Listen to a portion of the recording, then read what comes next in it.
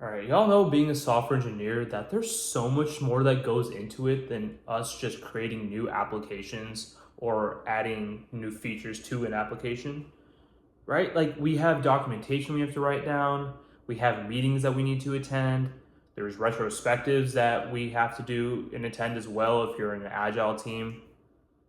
But because there's so much going on in our job, we don't get as much done as we possibly can every day. And because of that, we're not maximizing our time and our efforts well enough than we could be doing. But the reason for it is because there's not a lot of structure to being software, especially if you're a remote software engineer like myself. You have meetings, but outside of meetings, it's really up to you to decide on how you structure your days. So I was struggling with this for a while, and I wanted to share with you guys the 4 blocks that I define that helps me keep a structure to my days, and ultimately, I believe will benefit you guys as well. So the 4 blocks are in this specific order. There's a learning block, there's a creative block, there's a creator block, and there's a meeting block, and it repeats itself. So starting with a learning block, that's the phase where you're either, let's say you're starting a new project, and by the way, before I even get into that, this applies to just, implementation, as in like if you're, writing code. And this also applies to documentation, how you go about your processes within your team. But with the learning block, you could think of that as, you're starting a new project, there's like a language you need to learn to implement the project. So that's the learning block, right? Or the learning block could be myself right now, where I'm currently doing a migration from one monitoring tool to another. And I need to learn the code base that's been implemented because, like I've mentioned in previous videos, I joined this team late and I haven't had any sort of mentorship to get caught up on the code base. So I'm in the learning phase right now where I need to understand what changes I need to make. So I'm going through the code to understand what is it that I need to, update the code to. So that's a learning block. Or learning block could also be with documentation. How do you want to document your processes? I'm on a team right now where we do everything in GitLab itself. We have a wiki that we've created. I've been on teams that have their standard operating procedures on a website that they host using Markdown language. So there's multiple ways to do this. Some people even use GitLab issues to like have like FAQs for teams to fill out, or if they have questions. So there's a lot of ways, right? That's the learning block. That's the first phase, no matter what it is that you're doing as a software engineer, that you need to focus on. Okay. And the next phase after that is going to be the creative block. So with the creative block, this is optional, right? This is an optional block. The learning block is always going to be mandatory no matter what you're doing based off the 3 things I just said. But the creative block is optional because you're not always going to be in a creative state, right? For example, what I'm doing right now with my project, there is no creativity necessarily. I just need to implement a new feature. Creative would be if you are starting a new application or a new project and you have the flexibility to use any tools that you want to use. And based off of that, you choose whatever it is you want to choose for that stack because you feel like that may be the best fit. That's being creative. Also, being creative is after you decide for documentation purposes what you want to do, you can be creative in terms of how you structure your documentation for your team. So for standard operating procedures, like I mentioned as an example, there's a Markdown, but there's certain formattings that you can use, to see like what sticks out to people, what's the best, what's most artistically pleasing, and do that. The team that I'm on right now, I'll be honest, it's not very artistically pleasing, but it has all the information. So it's kind of up to you, and there's uses of tables as well to kind of better illustrate our standard operating procedures, and if you have questions, how to do things. So that's really up to you, right?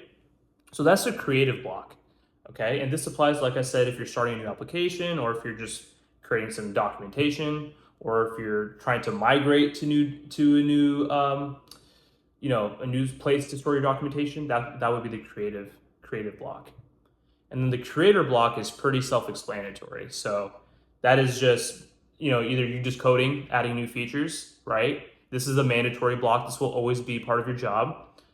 Or, you're filling in documentation, or you're working on a task and you write down what you did for the day. We use GitLab issues for, describing what our tasks are. And I just write every day in there what I did, just so I can always reflect on that. And then it shows my boss and my team members what I did today or whatever. And it's easy to track. So that would be a creator block. Or I'm implementing, like I said right now at work, a new feature, or not a new feature rather, but I'm migrating to a new monitoring tool. So that would be a creator block. And then the last block is the meeting block.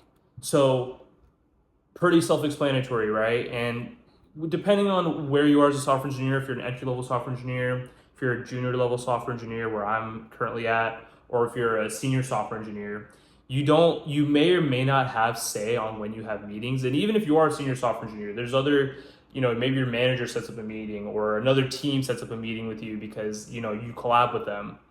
That would be, that's kind of out of your control. But you can still schedule your day around the meeting block, which is why I make it the last step, because I want you to understand that the first 3 blocks that I mentioned can be planned around this meeting block. So, and in the meeting block, right, you're just trying to, you're not trying to, you stay engaged in terms of what the meeting's about.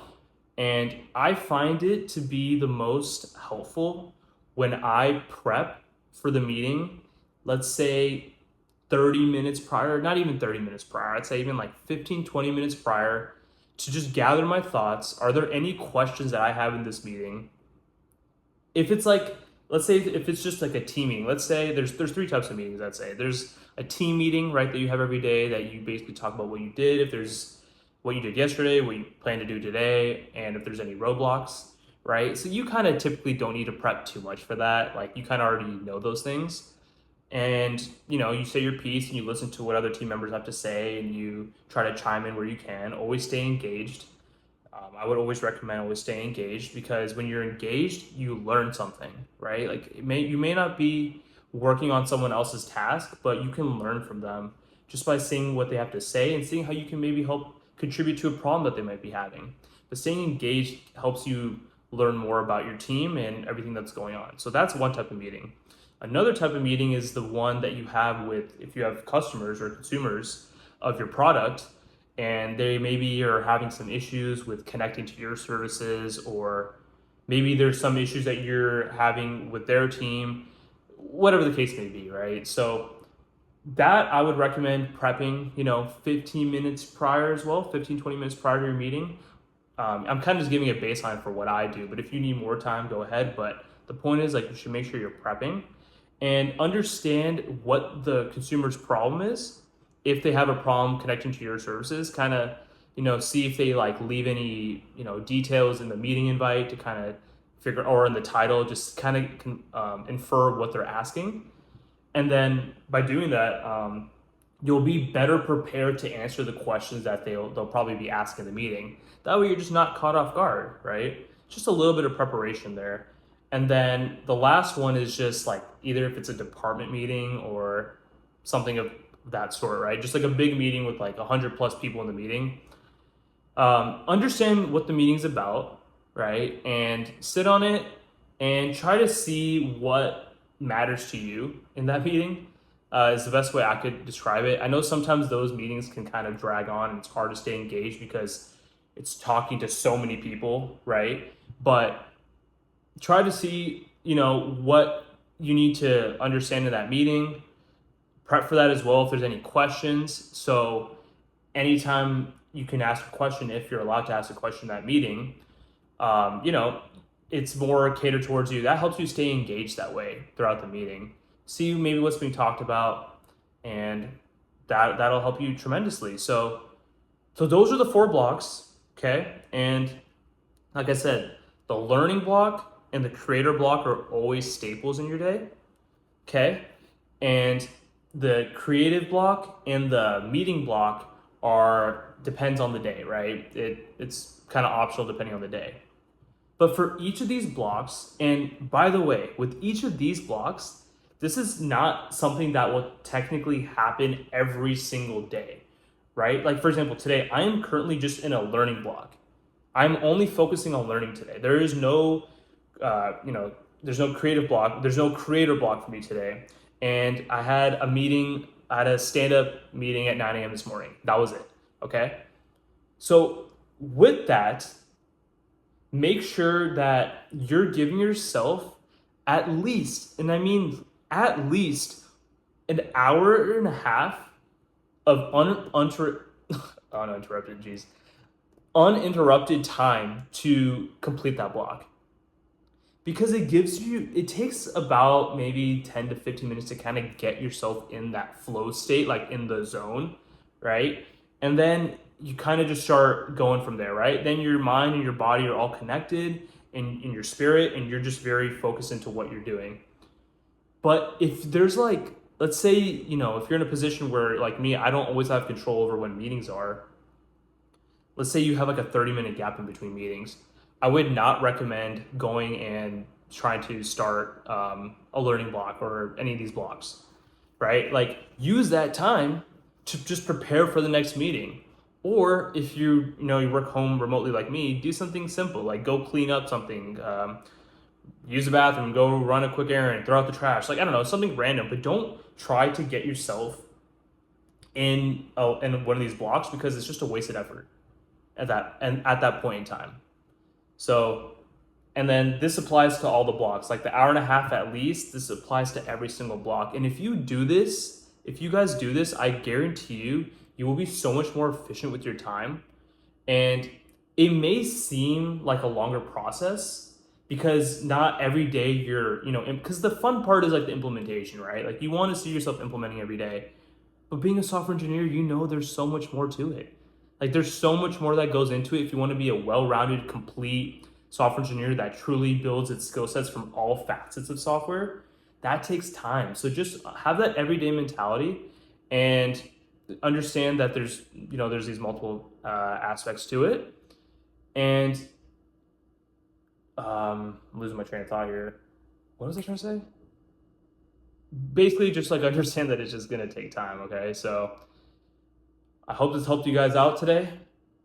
This is a comment. Let me know what you think of my structure of these blocks. If you think so, if you think there's anything I'm missing, let me know in the comments below. If you agree, share this with a fellow software engineer that kind of needs help structuring his days. Subscribe to me if you haven't already. And in the description, I also have my Instagram in there. So if you wanted some daily positivity of just my thoughts with those posts on my story, which is what I typically do every day. I write like little comments on stuff I put on my story, on just some positivity that I get on my feed. Go ahead and do that there. So appreciate y'all, and I'll catch you guys in the next video.